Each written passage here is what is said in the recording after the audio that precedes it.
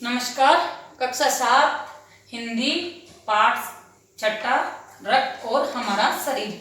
आज अपन ये पाठ पढ़ेंगे रक्त और हमारा शरीर। रक्त का मतलब खून। खून और हमारा शरीर का क्या संबंध है, अपन इस पाठ में पढ़ेंगे। दिव्या जो अनिल की छोटी बहन है, इस पाठ में वो क्या है, बहुत कमजोर होती है। तो अनिल उसको डॉक्टर के पास ले जाता है। डॉक्टर के पास ले जाके बोलता है, डॉक्टर दीदी देखो ये मेरी बहन है और ये बहुत कमजोर है, बहुत वीक है, वो उसको बोलता है। तो डॉक्टर दीदी कहती है कि भाई इसकी कुछ कमी है। तो उसने कहा कमी, क्या कमी है? तो उसने कहा रक्त यानी खून की कमी है। कि खून हमारे शरीर में क्या कार्य करता है? उसने कहा खून के बारे में मुझे कुछ भी पता नहीं है, तो कि चलो मैं तुम्हें खून के बारे में, रक्त के बारे में समझाती हूँ। वो दिव्या के खून अंगुली पे एक चीरा लगाते हैं, उससे थोड़ा सा खून निकालते हैं और एक स्लाइड जो स्केल जैसी होती है कांच की, उस पे लगाते हैं। और फिर डॉक्टर दीदी अनिल को समझाती है कि देखो अनिल, इस खून में जो खराबी होगी या इसमें जो कमी होगी, इससे अपने को पता चलेगा कि इसके शरीर में क्या कमी है। तो उसने कहा कि पहले दीदी आप मुझे रक्त के बारे में तो समझाओ। तो डॉक्टर दीदी ने कहा कि सुनो, रक्त क्या चीज है? रक्त लाल द्रव के समान दिखाई देता है।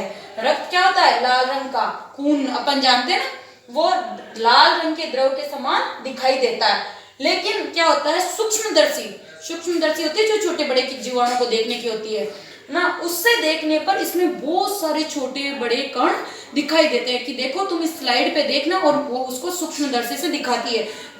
तो अनिल उछल पड़ता है, वाह इतने सारे कण, ये क्या है दीदी? तो कि यही हमारे खून में ये सारे कण होते हैं, और ये सारे कण हमारे शरीर में कोई ना कोई कार्य करते रहते हैं। लेकिन उसने कहा कि मोटे तौर पर इसके 2 भाग होते हैं।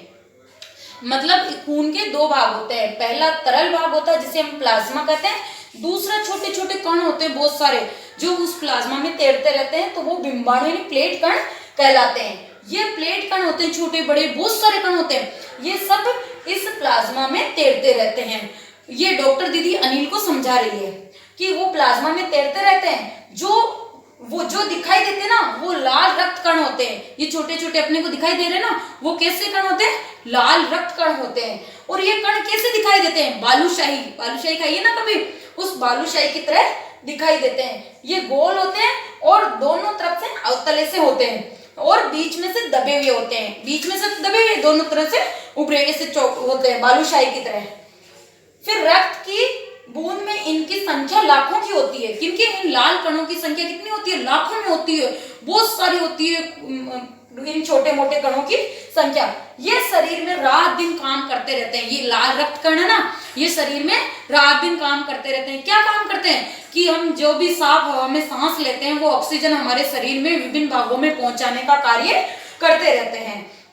ऑक्सीजन को शरीर के विभिन्न भागों में पहुंचाते रहते हैं। लेकिन दीदी ने कहा कि इनका जीवन काल बहुत कम होता है ना, मतलब थोड़ा होता है, 4-5 महीने में ये खत्म हो जाते हैं। तो फिर अनिल ने कहा, अरे दीदी फिर इंसान खत्म हो जाता होगा, भाई इनका जीवन काल थोड़ा होता है, तो फिर कहाँ से आते हैं?